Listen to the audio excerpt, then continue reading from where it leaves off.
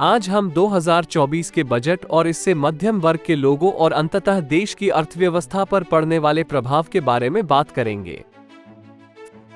Indexation के लाभ में बदलाव। इंडेक्सेशन आपकी इन्वेस्टमेंट पर टैक्स को कम करने में मदद करता है।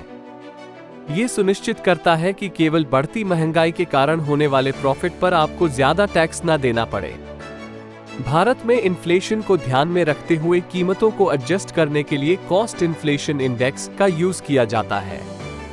मान लीजिए आपने 10 साल पहले 50 लाख रुपए में एक घर खरीदा था और आज आप इसे 1 करोड़ रुपए में बेचते हैं। पहले के बजट के अनुसार इंडेक्सेशन को ध्यान में रखते हुए 20% long term capital gain tax LTCG लागू होता था। आज के हिसाब से आपके घर की खरीद कीमत लगभग 80 लाख रुपए होगी, तो प्रॉफिट 20 लाख रुपए होगा और टैक्स 4 लाख रुपए का लगेगा।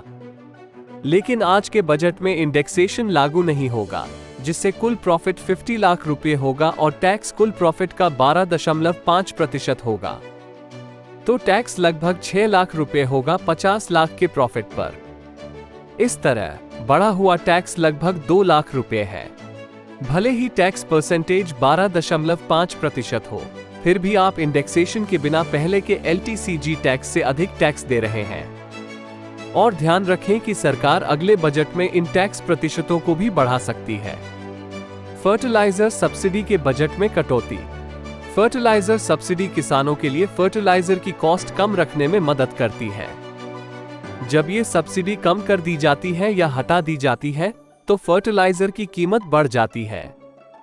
मान लीजिए कि एक किसान को सब्सिडी के कारण फर्टिलाइजर का एक बैग के लिए 5,000 रुपए का प्राइस पे करना पड़ता था और अब उसे 7,000 रुपए पे करना पड़ता है, तो उनकी खेती की कॉस्ट बढ़ जाती है। इन बढ़ी हुई कॉस्ट को कवर करने के लिए वे अपने उत्पाद की कीमतें बढ़ाएंगे।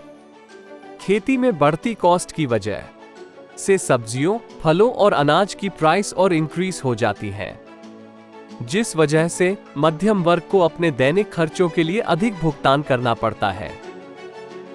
कैपिटल गेन्स के टैक्सेस में इंक्रीज।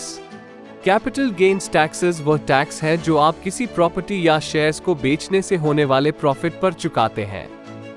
प्रॉफिट 2 तरह के होते हैं, शॉर्ट टर्म और लॉन्ग टर्म।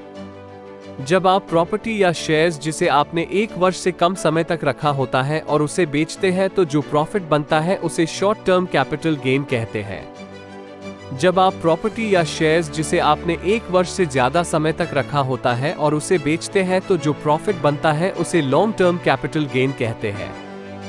बजट में बदलाव की वजह से शॉर्ट टर्म कैपिटल गेन पर 20% टैक्स लगाया गया। यदि आपने 1 वर्ष से कम समय के लिए रखे गए शेयरों पर 50 लाख रुपए का प्रॉफिट कमाया है, तो अब आपको 10 लाख रुपए का टैक्स भरना होगा। सभी लॉन्ग टर्म कैपिटल गेन्स पर 12.5% टैक्स लगेगा। अगर आप 5 साल से रखी अपनी प्रॉपर्टी को बेचेंगे और 2 करोड़ रुपए का प्रॉफिट कमाएंगे, तो अब आपको 25 लाख रुपए टैक्स देना होगा। ऑप्शन ट्रेडिंग और इंट्राडे ट्रेडिंग के लिए सिक्योरिटीज ट्रांजैक्शन टैक्स STT भी बढ़ा दिया गया है। बजट में कुछ कैपिटल गेन्स पर छूट की सीमा बढ़ाकर 1.25 लाख रुपए प्रति वर्ष कर दी गई है। हालांकि यह एक लाभ की तरह लग सकता है, लेकिन शॉर्ट टर्म और लॉन्ग टर्म कैपिटल गेन्स पर लागू नई टैक्स रेट से मध्यम वर्ग के एक्टिव निवेशकों को नुकसान होगा। बजट में और भी कई बदलाव हैं, जिससे महंगाई बढ़ रही है। रोज की चीजों के दाम बढ़ रहे हैं और इसका सबसे बुरा प्रभाव मध्यम वर्गीय परिवारों पर होता है। अगली बार सही सरकार चुने जो मध्यम वर्ग के लोगों के बारे में सोचे।